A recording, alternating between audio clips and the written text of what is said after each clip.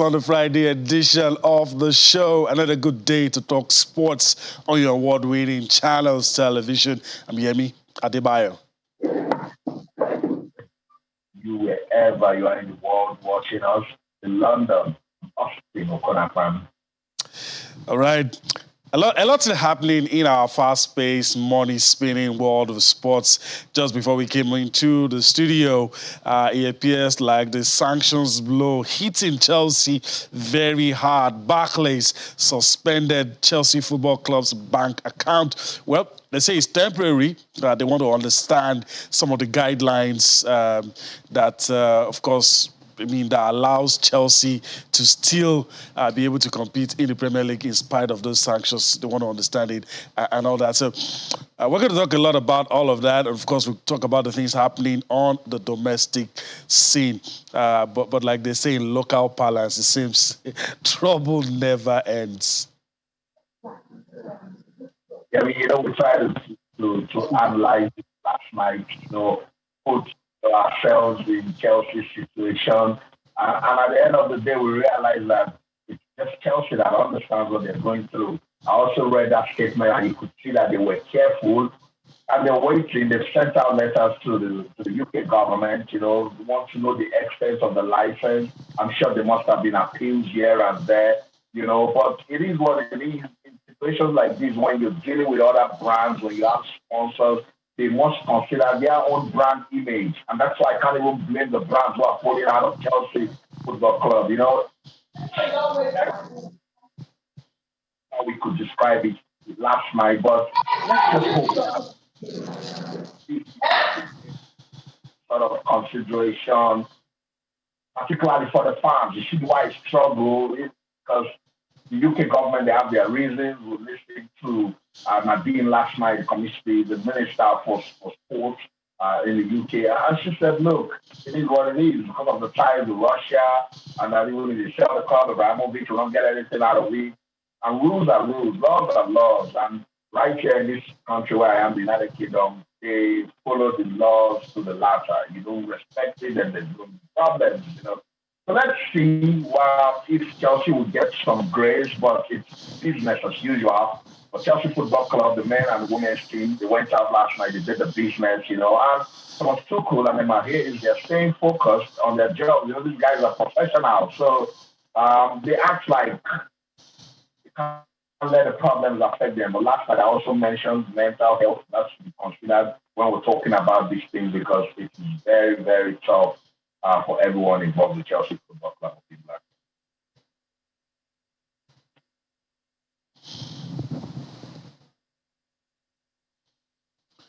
All right, so it does appear that the sanctions really hitting hard, biting deep. And I love what you said about mental health. We're just recovering from COVID. It was a torrid experience for a lot of people, even though, of course, the world powers and the allies want the sanctions to hit hard. But of course, like they say, it looks like some friendly fire will be hitting other people who have probably no direct involvement in all of these issues. Just like you said, things went on the football pitch for Chelsea's men's team, women's team, and both coaches had a lot to say. Thomas Tuchel, in fact, I don't envy him at this moment. He's had to answer a lot of questions that have nothing to do with football, and sometimes he does appear out of depth because, he has to be careful with his choice of words. Let's listen to both managers, Thomas Tuchel and Emma Hayes, their reactions on the sanctions. To talk about it, and it's like I don't know exactly the rules about the current situation and the license, and I think there are, like, as the statement also says from the club, negotiation and talks going on about the license. So let's see what's coming. I think it makes not a lot of sense that I comment the situation now and give an outlook to the future in summer. I trust in everybody who's in charge, and I trust into the people who are in charge from the government to find a solution that keeps us going through the season, and of course gives us the possibility to be to be in charge of our action in summer. And I think this is what we can do now. We were all surprised from today's news, and it's too early to have an outlook to summer, I guess. We can always wear a message for peace, and this can never be the wrong message. So, of course, maybe the worry is more to find enough shirts that we play with the sanctions. But as long as we have enough shirts and as long as the bus is full of fuel, we will arrive and we will be competitive. This is what everybody can be sure of, and this is what we demand of ourselves. And like when it's a big storm, you dig in, you hold together, and then you stay strong and go through it. But messages for peace can never be wrong. All right, of course, Chelsea manager Thomas Tuchel right there. I mean, speaking his mind, and like I said, Austin, I do feel for him. Some of the things he's had to go through. Austin, we're not going to be alone having this conversation on the show tonight. Let me quickly bring in Alfred Okoligwe, who's been listening to us and probably has his own take on all of the things that has been happening. Greetings to you, Alfred. Thanks for joining us on the show tonight. What a day to have a discussion on football. Alfred, I told you might have to unmute your audio while you are at it. We'll continue with all we're saying about Chelsea. All right, so let me just allow you have your say. You've listened to me, you've listened to Austin. What do you make of all that is happening? It's happening so fast that if you're a Chelsea fan, I think you'll be in some sort of trauma of what the next move will be. This is like trying to strangulate the club. Indeed, Roman Abramovich has his stake in this club. He's passionate about this club, and somehow politics have come into the fray. For some of us, we look at these things from the sense of the impact on the players and, of course, the people who follow. Whether you like it or not, there are a lot of supporters. For businesses, there are those who put their money, there are sponsors and the rest of them. The impact is far-reaching, and with the way it's going, at the end of the day, Chelsea might just be one of those also runs, because it's like running the club aground. It's not a good place to be at this time, and you could feel the frustrations coming from Thomas Tuchel, really struggling for words to put it together. The sense of how the feeling, what they're feeling like in the dressing room. But it's giving us the go. The least that they demand of themselves is to put in their very best. But hey, there's no way you put in your very best when the things outside of there are things happening outside the field of play that will have direct impact on the field, and you want to remain focused. I'm sure that there are discussions going underneath, and the outlook is not looking good. And when you have that kind of situation, that air of uncertainty, it has its own impact. Don't be surprised if somehow results on the field of play might be impacted by news like this. But it's not a good place to be. Neither for the club, the players that are in the club, and everybody around that Chelsea environment. Yeah, we said it last night, Alfred. You're just, re-echoing the same thing. It's very tough to be somehow associated with, this sort of situation. And Yemi, we started the show saying, talking about the suspension of Chelsea's bank account, more problems for them. Ralph Rangnick, Manchester United manager, is saying now, you cannot just rush and sign for any team. You need to think and have a rethink. And you cannot blame him because of what is going on right now at Chelsea. So let's listen to Rangnick. We come back. Alfred will talk about it also. In this room or wherever, could anybody foresee what was happening there in the last 3-4 weeks? Nobody would have expected that to happen.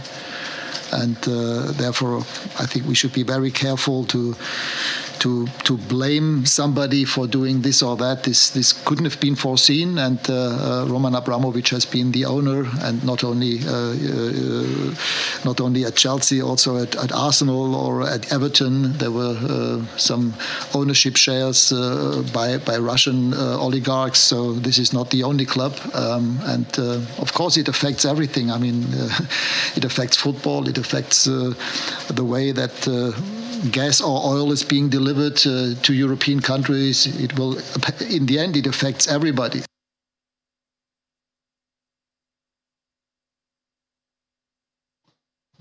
Yeah, that's it. So before you sign for a big club now, if you're a big manager, you say, hey, club owner, come. Wait a minute, let me see your documents. Who do you have dealings with? Because I don't want to come in now and then we start hearing stories. And surprise, our viewers, I'm in the middle of two Arsenal fans. Now, those board members at Arsenal will be saying to Yemi and Alfred, you see when we say don't bring big money into this club, this is what we're talking about. But then, Alfred, yes, it is what it is. Clubs, we're very careful now, particularly with ownership and sales.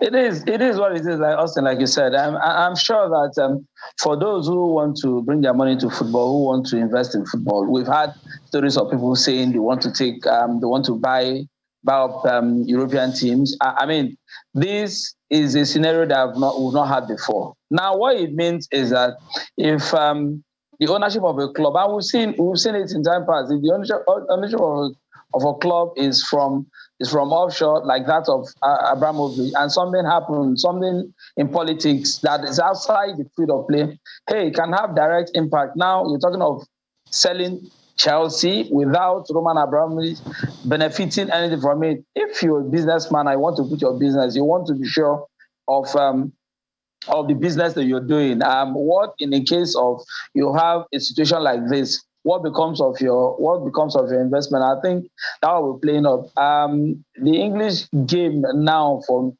where I'm sitting, especially for money offshore, wanting to put their money there, they will think twice. Hey, this is Roman Abramovich we're talking about here. Tomorrow it could be any other person. Diplomatic row here or there.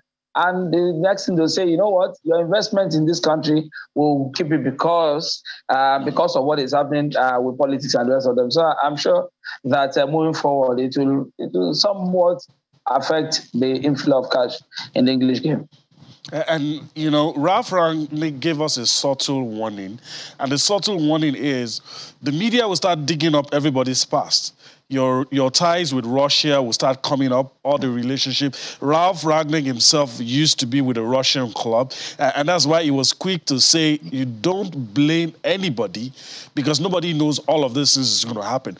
A lot of people will start tracing stuff. Austin mentioned clubs like Everton and Arsenal who have one way or the other, maybe in limited amounts. Some of these Russian oligarchs do have some shares, not majority anyway. And so this thing is going to turn the world upside down the way it's going. And if even though we're in sports, we can't keep our eyes off what is happening on the political scene. If you glean from what is happening on the political scene, it doesn't look like what is going to end in 2 weeks. And if Chelsea is almost grinding to a halt within 3 days of all of this, imagine this going on for a month. There's going to be a lot of problems. And speaking about people who have to start explaining things, Frank Lampard, the Everton manager, of course. They're not going to let him rest. So some explanation to do. So let's listen to Frank Lampard. He didn't mention Roman Abramovich by name. He just talked about Chelsea fan. Didn't even talk about Thomas Tuchel. Stayed away from mentioning Roman Abramovich or his relationship with Roman Abramovich, but he talked about the Chelsea fans who he feels will be, feeling the pain. Let's listen to Chelsea legend Frank Lampard. Well, I don't know specifics about it other than what I read, like all of us. And I haven't read those headlines that you said about people losing their jobs.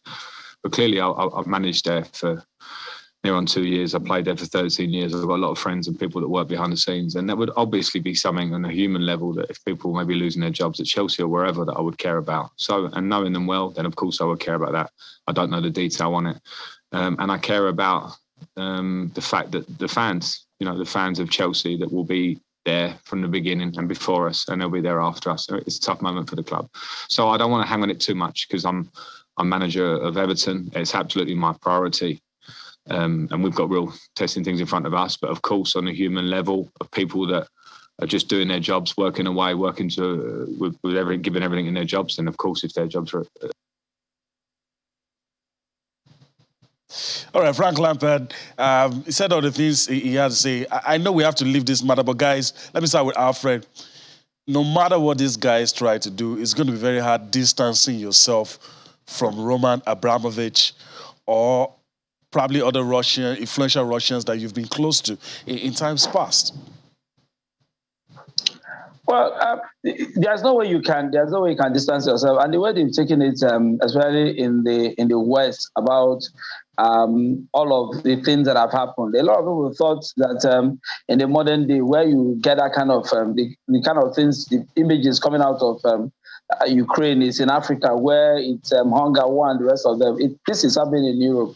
And it's made a lot of people very, very uneasy. And to that extent, this is something that they want to find a way of tackling. And football, Roman Abramovich innocently invested in Chelsea. He's turned the fortunes of the club under his ownership. Chelsea have won practically everything there is to win. One of the most successful clubs in Europe. They are European champions. So he's built up somewhat like a football empire. And to see it just come crashing down, like you mentioned, only in about a week, 2-3 days, and the club is just getting close to the precipice, is something that others will be scratching their heads. Hey, what if something, like I said earlier, what if something happens outside of football in politics? Will it have direct impact? We see a lot of Arab money coming into the English game, and Newcastle, one of them, and of course some other clubs that have holdings, money from offshore. So these are some of the considerations that going forward, people who are associated with this, especially with Chelsea and Roman Abramovich. And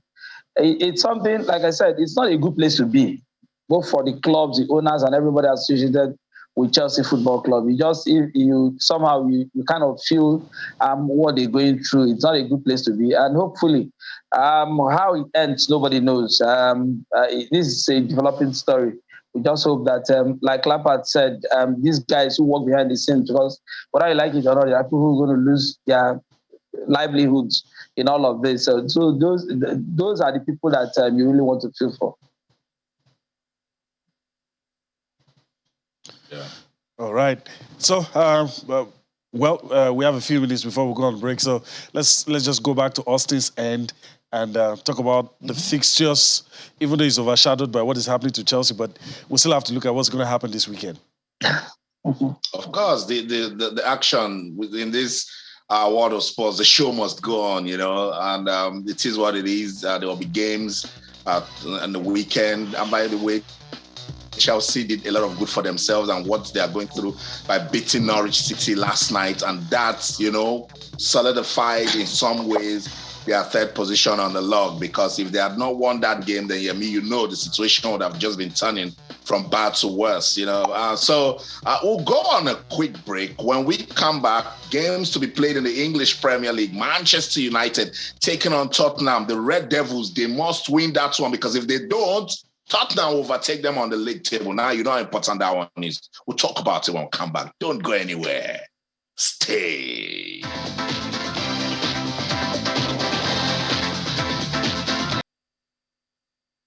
Welcome back to Sports Tonight on Channels Television. Just before we went on that break, we're talking about the English Premier League games will be played this weekend. Let's take a quick look at the fixtures. I told you there's a very important one, and it will interest fans of Manchester United and Tottenham Hotspur, because that's one of the big games that we'll be having on Saturday. Quick rundown on Saturday's fixtures. Brighton will host Liverpool. Brentford will go against Burnley. But a big one, Manchester United taking on Tottenham. Now, if you look at the league table, Alfred, Manchester United, they are 5th on the log with 47 points, while Tottenham, they are 7th on the log with 45. If this game goes the way of Tottenham at Old Trafford, then they will climb up there on the table. But before I get Alfred talking, let's take a look at Sunday's fixtures, because we'll be busy on Saturday. on Sunday. Yes, the show must go on. Chelsea will be back on the pitch. Yesterday, they were victorious against Norwich City, winning 3-1. And I told you that did a lot of good to their third position on the log. Everton will take on Wolves. Leeds United will host Norwich City, while Southampton will take on Watford. Alfred, let's get you talking now. It's Manchester United taking on Tottenham. The Red Devils, they can't understand what's going on with their league season. We thought Rangnick was going to come. I knew it wasn't going to be easy for him, but to an extent, he was expected to bring some stability against Tottenham. How difficult would that one be for Manchester United? Well, this game is a game that nobody wants to lose. Both teams are in a very, very difficult situation. You know, Tottenham suffered somewhat of a blip, but we win, you lose, you win. That has always been there. Sometimes they raise their game to an extent, like when they beat Manchester City. You thought, okay, they were going to build momentum from there. The next game they lost.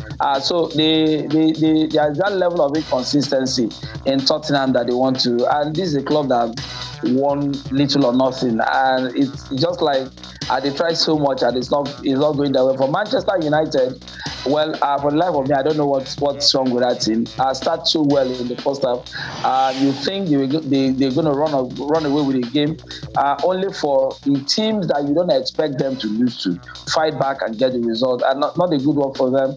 But they've not covered themselves in glory. Their last game against Manchester City, somewhat at some point looked like schoolboys playing against professionals, because Manchester City completely dominated that game. So we expect a reaction from Manchester United. So much happening, a captain issue. This is a captain that was at some point very solid for Leicester, came to Manchester United once an accident, was made captain, but somehow he has not raised his game to that level where you expect Manchester United to be. Well, the fear factor is Man U, they've lost it. So these are, for me, two mid-table teams really trying to get Conte and Rangnick trying to assert the authority. But it's a game no manager wants to lose, because if you lose this game, the pressure is going to be high. For Manchester United, that faint hope of finishing in the top four. Only a few days ago, Arsenal beat them to that, took over that fourth position. They are in fifth, and if they lose it again to Tottenham, I mean, you expect the board to maybe a reaction. A reaction is that the reaction might just be that Ragnick might just take the shot early, but they need the result. So also does Conte and his boys. Mm-hmm. I totally agree with you. And Yemi, did you notice how Alfred just somehow had to tell us that Arsenal had to, leapfrog Manchester United to fourth position? You Arsenal fans, you just have a way of doing this thing, but it's okay. And Chelsea will be back on the pitch on Sunday. It's okay. It's okay. We understand. Chelsea will be back on the pitch. Enugu Rangers. Yeah, but you love Arsenal. But it's okay. Enugu Rangers. Chelsea will be back on the pitch on Sunday, and this time it's against a tricky Newcastle side, and after that win against Norwich City, playing Newcastle on Sunday, with everything they're going through, do you think they'll be under some sort of pressure, particularly that game being played at Stamford Bridge?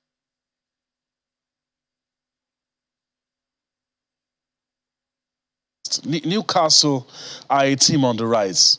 We must say that. Eddie Howe is doing a fantastic job with Newcastle. So they're professionals.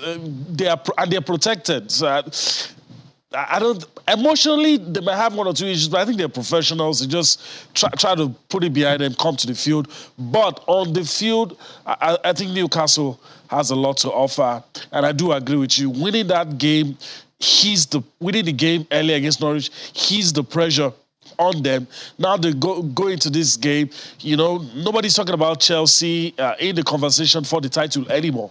It looks like they're in the third position, but they shouldn't sleep, because the fight has been for the fourth place. If they continue to sleep, then the teams will think, it's not just one spot that is available, it's actually two if Chelsea sleeps. So I'm very sure Chelsea would not want that to happen. We'll see. But I have to give Eddie Howe credit. I'm not I don't like making predictions, but for this one, my gut feeling tells me it's going to be a draw. The Newcastle we have now doesn't look like a team that Chelsea will steamroll. 6 months ago, I would have, without blinking, I'll say Chelsea. Now, it's going to be tight, especially Chelsea having their issues with the appointment man, Romelu Lukaku. They've been getting the goals, but, they've not really been hitting it like we thought they would at the beginning of the season. So we'll wait to see. But something tells me it might just be honest. They might just settle for a share of the spoils. I agree with you. And these are very, delicate times in the league.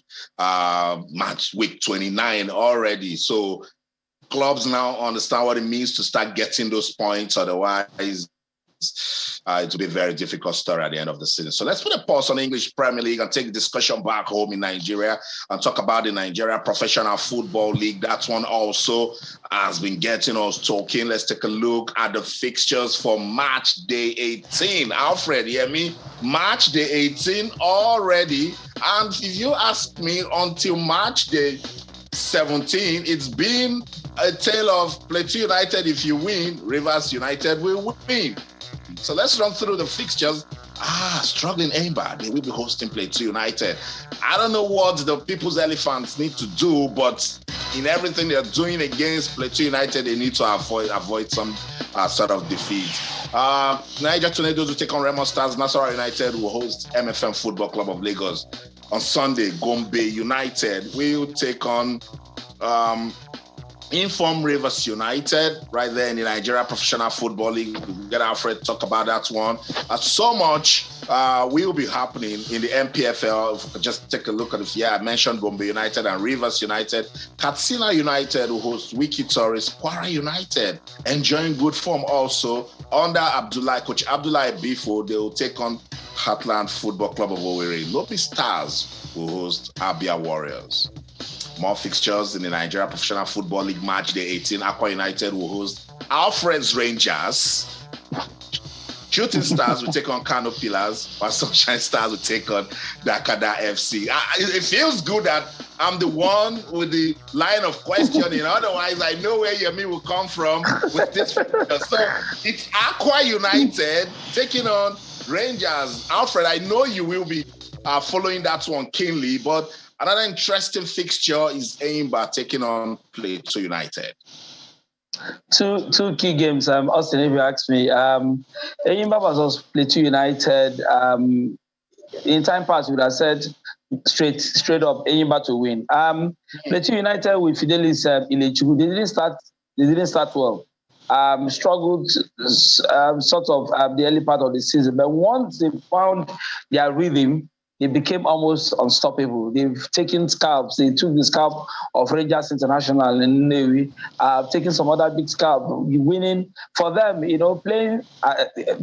The last game was against Lobby Stars. They got maximum points there. Where you think that they can't get the result, Fidelis Ilechukwu has somehow galvanized that team to be one team that is rolling over the opponent. And so Eimba had their work cut out. They've not had a particularly good season. Big struggles for them. That defeat to Heartland in Owerri really hurt them bad. And the last game they got a win. They responded with a win at home.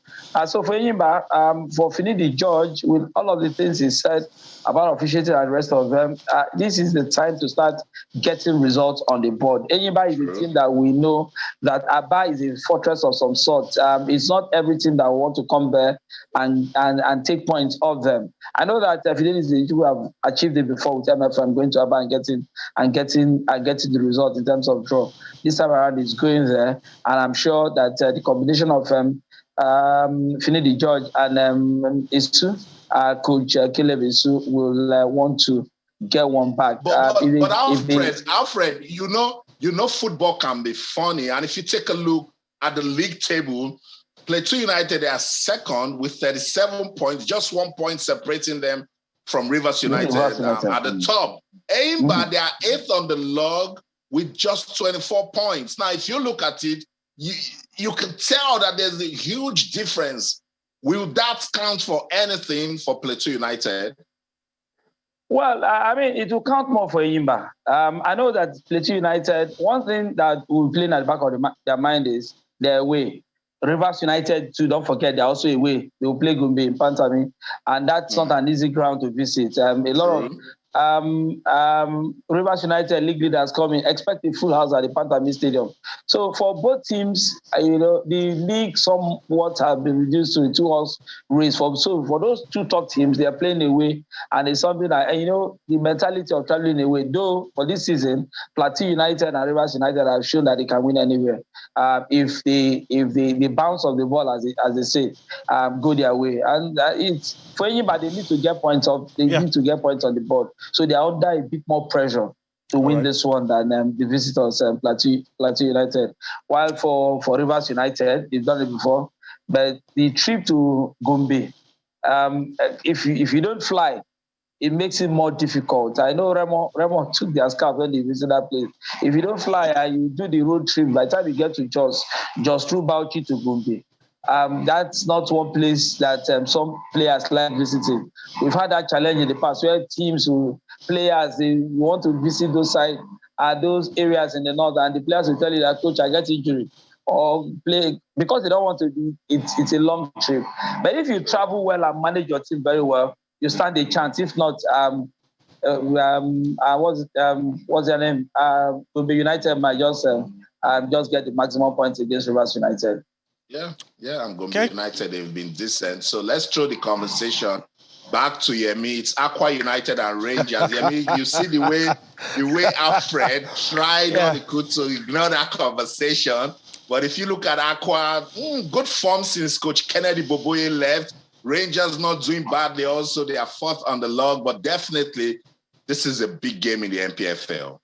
Very big game. Of course, I'll pass the baton back to Alfred. But of course, a very good game. And I'm very sure it's going to be a good advertisement for Nigerian football. Fourth and sixth. And they're not too far away after 17 matches. I'm looking at the top six and I'm like, there's still a lot in it for the teams in the top. 21 matches still left to play. So I'm not ruling out anybody in that top six. As for the game in question, I don't know. I'll just have to pass it back to Alfred. I have no. What was it called? I love both teams. I love both teams. It's very difficult for me. But speaking as a neutral, I don't know. I think Aqua United for personal reasons, but let me allow Alfred to say something. I can dance around it. No, it will be my pleasure because Aqua United, since Coach Ali Jolomi took over, have become a better, in terms of getting the results. They are playing well, they are playing good, they are winning at home. Rangers have played 8-9 away games, they've lost only one. They lost to Rivers United in Port Harcourt. That's the only away game they've lost this season. So for Rangers not being at the top of the log, they lost more points at home than anywhere else. They lost 2 games. They've drawn games at home. But on the road, they seem to be very, very, they are very difficult to beat. And so that's one advantage they have. Coach Abdul Mekaba is going back to his old stomping ground, Aqua United. You remember he was coach that team, and you expect that you have support at home. So for Rangers, if you go by the away form of Rangers, then Aqua United will have to work really, really hard to get this one because Rangers is a team that have played so many games away and lost only one, about 8-9 games away and lost only one. And so that's something that they have to worry about. But I mean, good to Lampard Stadium or the next of champion, as it's called, is a very, very beautiful ground to play football. 2 coaches that like playing the ball on the ground. So for neutrals, this will be an exciting game to watch. Sure. It will be one that if it's on television, I bet you people will just sit back to say, let's see the Nigerian Premier League on TV. That's something looking for. So I expect a very tough game. Maybe better team win. Yeah, I know. You have to be very careful when you're calling this sort of game.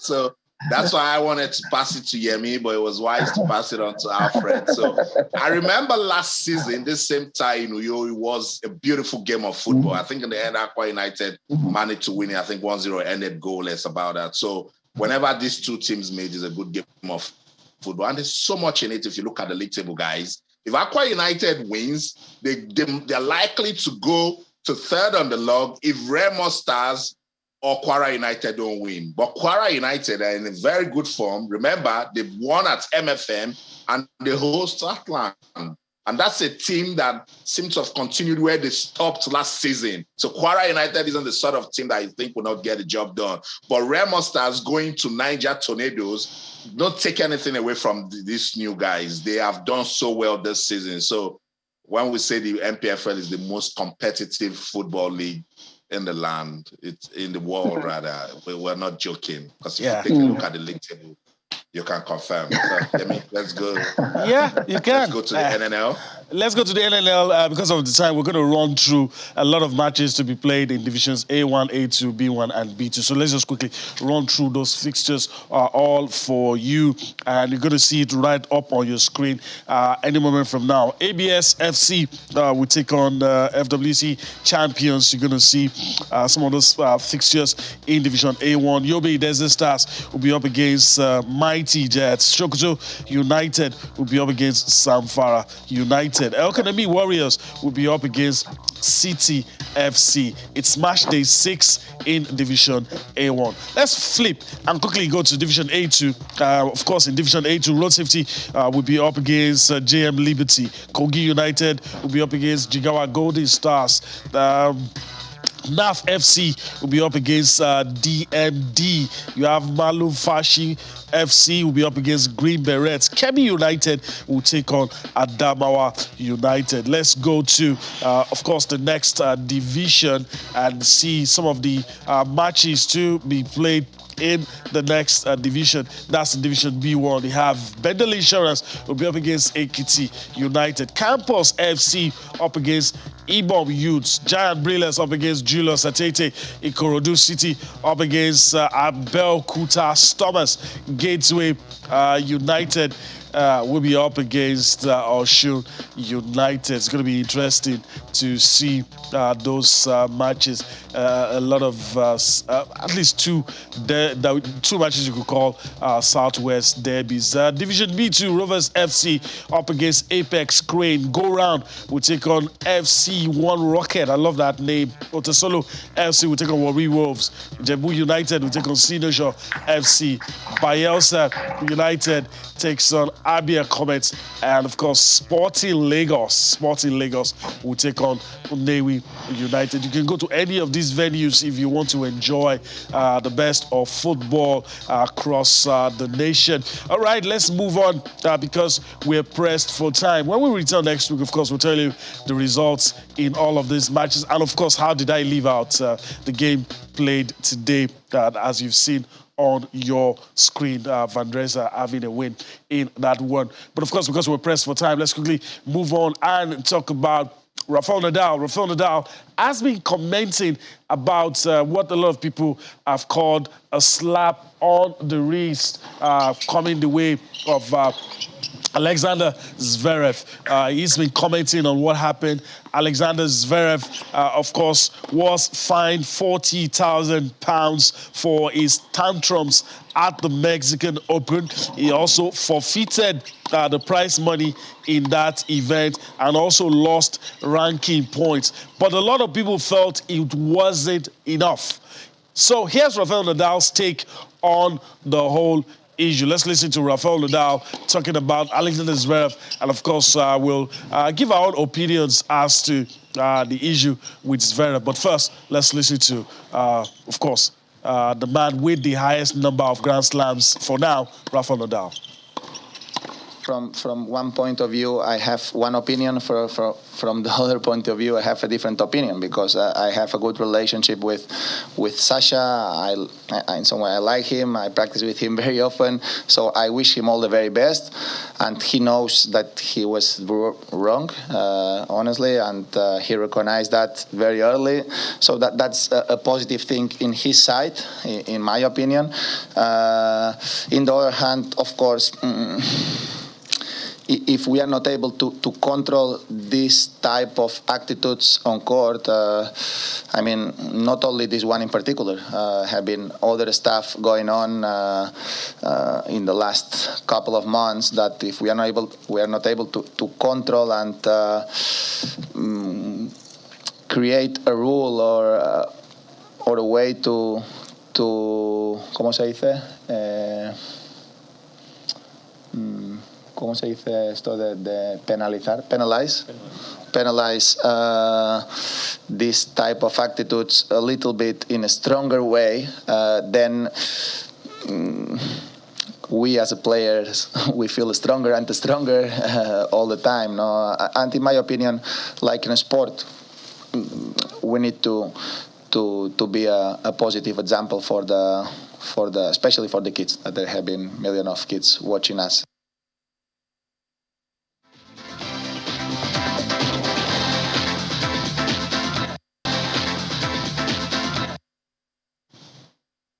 All right, we're on the home stretch now. We have less than 3 minutes to go.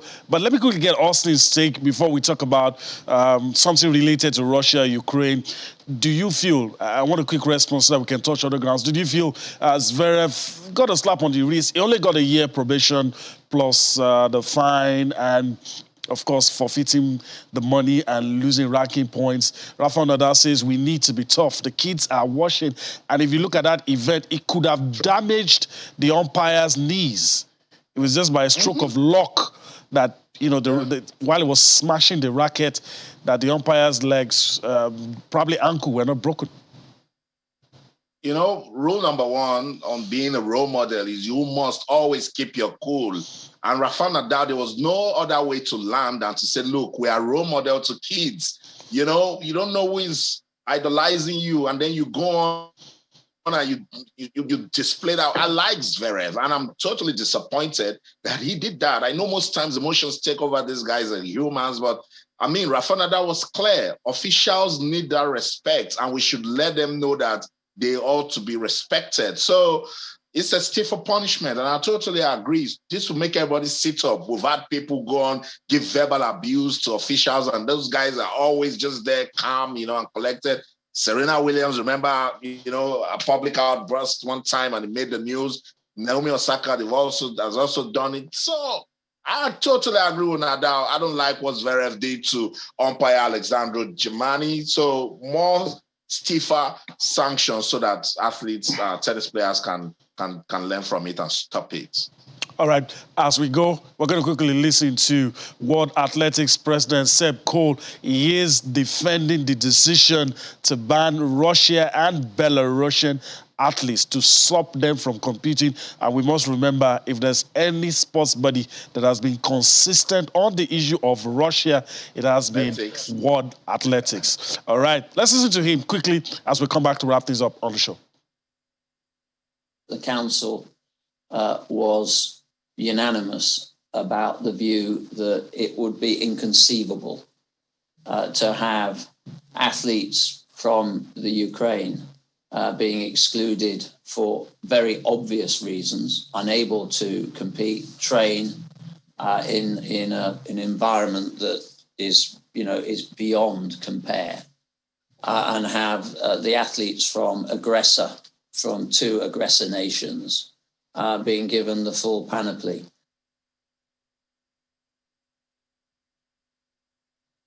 All right, Alfred, we're going to let you go in a bit, but a quick response to that.